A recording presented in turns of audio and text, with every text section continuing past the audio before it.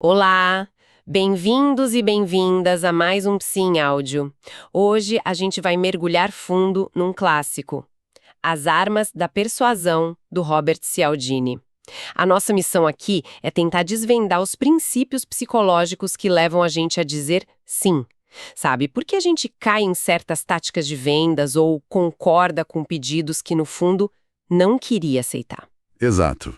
E o ponto de partida do Cialdini, que é a base para tudo, é um conceito que ele chama de comportamento clique-zoom. Clique zoom. Isso. A ideia é que nós, e os animais também, temos padrões de comportamento, tipo pré-programados. O clique é o gatilho, e o zoom é a ação que a gente faz quase que no automático. Ah, sim. Lembro do exemplo que ele dá no livro, que é fantástico, o da perua mãe. Isso mesmo. Ela só tem o instinto materno quando ouve o som tique-tique dos filhotes. Esse som é o clique. Exato. Se um filhote não fizer o som, ela pode até ignorar.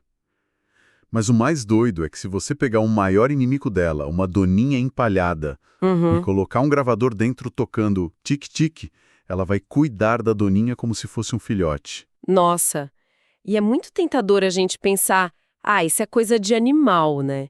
Que a gente é mais evoluído. Pois é. Mas o argumento do Cialdini é que num mundo tão complexo como o nosso, esses atalhos mentais são essenciais. São tipo um mecanismo de sobrevivência. Pra gente não ter que analisar cada detalhe de cada decisão. Exatamente. O problema é que existem pessoas, os profissionais da persuasão, que aprenderam a acionar esses nossos gatilhos para benefício próprio. Certo. Então vamos começar a desvendar isso. Qual é a primeira e talvez a arma mais poderosa de todas? Sem dúvida nenhuma, a reciprocidade. A regra é muito simples e está, assim, gravada em todas as culturas humanas. A gente deve retribuir o que os outros dão pra gente. Se alguém te faz um favor, você se sente em dívida. Perfeito. É o que faz a sociedade funcionar, né? E o mais forte disso é que essa obrigação de retribuir parece que passa por cima de todo o resto. O livro tem aquele estudo do psicólogo Dennis Regan com a Coca-Cola, que é... Nossa, é um clássico. Basicamente, um pesquisador, o Joe, interagia com as pessoas num estudo. No meio do caminho, ele saía. Para metade das pessoas, ele voltava com uma Coca-Cola e dizia: comprei uma para mim e trouxe uma para você. um favor totalmente inesperado. Completamente. E para a outra metade, ele não trazia nada. No final, ele pedia para todo mundo comprar umas rifas dele. E o resultado é chocante. As pessoas que ganharam a Coca-Cola compraram o dobro de rifas.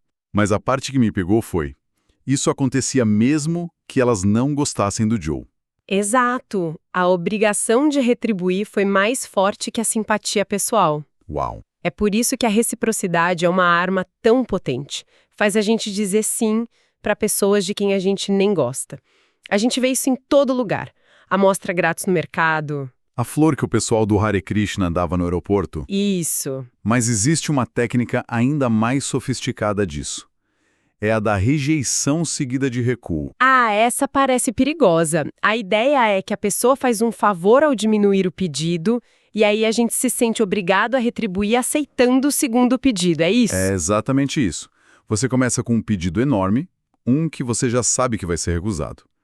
Quando a pessoa diz não, você faz um segundo pedido bem menor. Que agora parece uma concessão. Mais poderoso disso no livro é o caso Watergate. Espera aí, Watergate eu não fazia ideia que tinha a ver com isso. Como assim? Então, o plano original que o D. Gordon Liddy apresentou para o comitê de reeleição do Nixon era uma coisa de louco, de filme mesmo. O que tinha no plano? Custava $1 milhão. Incluía sequestros, aviões de espionagem, até iates com prostitutas para chantagear o pessoal. Meu Deus! Claro que foi rejeitado. Aí ele voltou com uma versão de 500 mil. Rejeitada de novo. Só então ele apresentou o plano modesto dele, de $250 mil. Que era só para invadir e colocar escudos na sede do Partido Democrata. Exato. Comparado com sequestros e iates, invadir um escritório parecia razoável. Ele fez uma concessão e o comitê sentiu que tinha que retribuir. E essa decisão, que nasceu de um gatilho psicológico, derrubou um presidente. É assustador. Isso mostra que não são só truques de vendas, né? Podem moldar história. Impressionante. Mas a manipulação pode ser ainda mais sutil, começando com um compromisso minúsculo, que mexe com a nossa autoimagem. É aí que entra o compromisso e a coerência, certo? Perfeitamente. A gente tem um desejo quase obsessivo de ser e principalmente de parecer coerente com o que a gente já fez ou disse. Depois que a gente assume uma posição, mesmo que pequena, surge uma pressão interna para a gente se manter fiel a ela. O exemplo da praia que o Cialdini usa me marcou muito. Um simples sim transforma uma pessoa de espectadora passiva a protetora ativa. É uma demonstração incrível. Um pesquisador cúmplice estende a toalha na praia, deixa um rádio e vai dar uma volta. Daí um ladrão aparece e pega o rádio. E ninguém faz nada, imagino? Na primeira versão, sem nenhuma interação, só 4 em 20 pessoas fizeram alguma coisa. Mas na segunda versão, antes de sair, o pesquisador perguntava para a pessoa do lado: "Você pode dar uma olhada nas minhas coisas?" Todo mundo dizia que sim. E com esse pequeno compromisso verbal. O resultado mudou da água para o vinho. Quando o ladrão apareceu, 19 das 20 pessoas se levantaram e foram atrás dele, algumas até fisicamente. Elas estavam agindo de forma coerente com o compromisso que assumiram. E essa tática foi usada de formas bem mais sombrias, né? O livro fala dos campos de prisioneiros chineses na Guerra da Coreia. Sim, é um exemplo de arrepiar. Os interrogadores não usavam tortura física. Eles começavam pedindo para os prisioneiros americanos fazerem declarações pequenas, tipo: "Os Estados Unidos não são perfeitos." Algo que é fácil de concordar. Exato. Depois que o prisioneiro escrevia isso, o interrogador pedia mais. "Me dê exemplos de por que não são perfeitos." E depois, escreva um ensaio sobre isso. Cada passinho levava o prisioneiro a ser coerente com o anterior, até que ele se via colaborando com o Enerico. A famosa técnica do pé na porta. Conseguir que alguém assine um abaixo-assinado pequeno sobre manter a Califórnia bonita. Torna as pessoas muito mais propensas a aceitar semanas depois colocar um outdoor gigante e feio de "dirija com segurança no próprio jardim."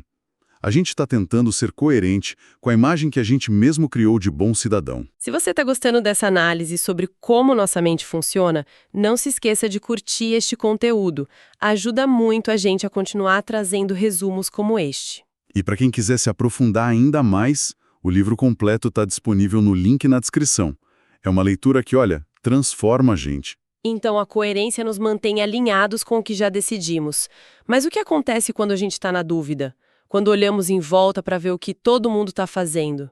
Aí a gente entra no território do terceiro princípio, a aprovação social. A ideia é que, em momentos de incerteza, a gente decide o que é certo com base no que as outras pessoas acham que é certo. O exemplo das risadas enlatadas nas séries de comédia é perfeito para isso. Eu, pessoalmente, odeio, acho super falso. Todo mundo diz que odeia. Só que as pesquisas mostram que as séries com risada enlatada são consideradas mais engraçadas. Não acredito. Pois é, elas nos fazem rir mais, principalmente de piadas ruins. Funcionam como um atalho. Clique, zoom. Isso deve ser engraçado. Vou rir também. É um sinal social artificial. Mas isso pode ter consequências muito mais graves. Eu sempre ouvi a história da Catherine Genovese, a mulher assassinada em Nova York, na frente de dezenas de testemunhas. E sempre achei que era um caso de apatia, de indiferença das pessoas. Essa é a explicação mais comum. Mas o Cialdini argumenta que foi o contrário.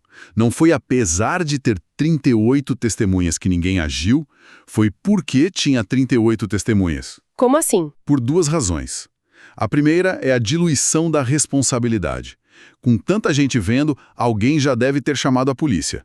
A segunda, mais sutil, é a ignorância pluralista. Ignorância pluralista, o que é isso? Num momento de incerteza, tipo, será que é uma briga de casal? É uma emergência de verdade? A gente olha para os outros para ter pistas. Só que tá todo mundo fazendo a mesma coisa. E como ninguém parece estar em pânico? Cada um conclui que talvez a situação não seja tão grave. Todo mundo se engana mutuamente ao parecer calmo. Se tivesse uma testemunha só, a responsabilidade seria toda dela. A incerteza é o catalisador, o que nos leva ao exemplo mais extremo do livro.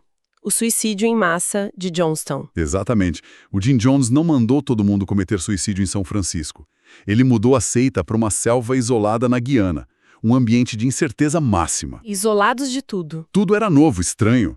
Lá, A única fonte de aprovação social, a única referência, eram os outros membros do grupo. Quando os primeiros seguidores tomaram o veneno de forma calma, isso foi um sinal para os outros de que aquele era o comportamento correto a seguir. É uma dinâmica de grupo aterrorizante. E em Jonestown, a aprovação social vinha de pessoas que eles gostavam, o que me leva ao quarto princípio, a afeição. Talvez esse seja o mais óbvio, mas não menos poderoso. A gente prefere dizer sim para pessoas que a gente conhece e gosta. Simples assim. O exemplo das reuniões da Tupperware é perfeito. A genialidade ali não está no produto. Está no fato de que o pedido para comprar vem da anfitriã da festa, que é amiga de todas as convidadas. As pessoas compram para apoiar a amiga. Certo, mas um vendedor não pode ser amigo de todo mundo. Então, quais são os atalhos para gerar essa afeição? O Cialdini identifica vários. Atração física. Pessoas bonitas são vistas como mais inteligentes, mais honestas. Semelhança. A gente gosta de quem é parecido com a gente.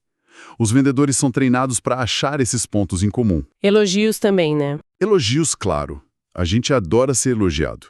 E, talvez o mais importante, a cooperação. A ideia de que estamos trabalhando juntos. Como na tática do policial bom, policial mau. Perfeito. O policial mau cria a ameaça. E o policial bom parece que está do nosso lado cooperando com a gente contra o parceiro dele. Ele vira um salvador e isso cria um laço de confiança, de afeição, que leva à confissão. Então ele cria essa sensação de aliado. Mas e quando não tem um aliado? E sim uma ordem direta de alguém que a gente vê como chefe? Aí entramos no terreno da autoridade. E esse é talvez o princípio mais perturbador de todos. A gente é treinado desde criança a obedecer, é a base da ordem social. Só que essa obediência pode ser tão automática que leva a gente a fazer coisas contra os nossos próprios valores. O estudo do Stanley Milgram é difícil até de acreditar que aquilo aconteceu. Muito perturbador. Pessoas comuns, como a gente, dispostas a dar choques elétricos cada vez mais fortes em outra pessoa. Só porque um homem de jaleco branco mandava continuar. Isso. Mesmo quando a outra pessoa, que era um ator, gritava de dor, implorava para parar e depois ficava em silêncio. 2/3 dos participantes continuaram até o choque máximo de 450 volts. E o mais interessante é que muitas vezes a gente não reage à autoridade em si, mas aos símbolos dela, né? O jaleco é um. Exatamente. Cialdini aponta 3 símbolos: títulos, roupas e acessórios. Um estudo mostrou que 95% das enfermeiras se prepararam para aplicar uma dose obviamente perigosa de um remédio num paciente. Por quê? Porque receberam a ordem por telefone de um médico que elas nunca tinham visto. O título doutor foi suficiente. E as roupas? Um uniforme, um terno caro? Sim, e a história que ilustra isso de forma tragicômica é do paciente com dor de ouvido. O médico escreveu na receita "place in our ear", abreviando right ear, orelha direita. Ok. A enfermeira leu our ear como rear, que em inglês significa traseiro. E, sem questionar a autoridade da receita, ela aplicou as gotas para o ouvido no ânus do paciente. Não pode ser, é sério isso? É o clique zoom na sua forma mais absurda. A obediência cega ao símbolo desligou o pensamento crítico. Completamente. E essa obediência é assustadora. Mas tem outro gatilho que nos faz agir de forma irracional. Não por obediência, mas pelo medo de perder algo. E isso nos leva ao último princípio: a escassez. Essa a gente vê todo dia. Promoção por tempo limitado, últimas unidades, oferta exclusiva. O marketing vívidos. E a força por trás disso é a reatância psicológica. Sempre que a nossa liberdade de escolha é ameaçada, o nosso desejo de manter essa liberdade aumenta. A gente quer mais aquilo que não pode ter. O famoso efeito Romeu e Julieta. Exatamente. A proibição dos pais só serve para intensificar a paixão do casal. O fruto proibido é o mais desejado. Faz todo sentido. O estudo dos biscoitos no livro é genial. As pessoas provavam um biscoito.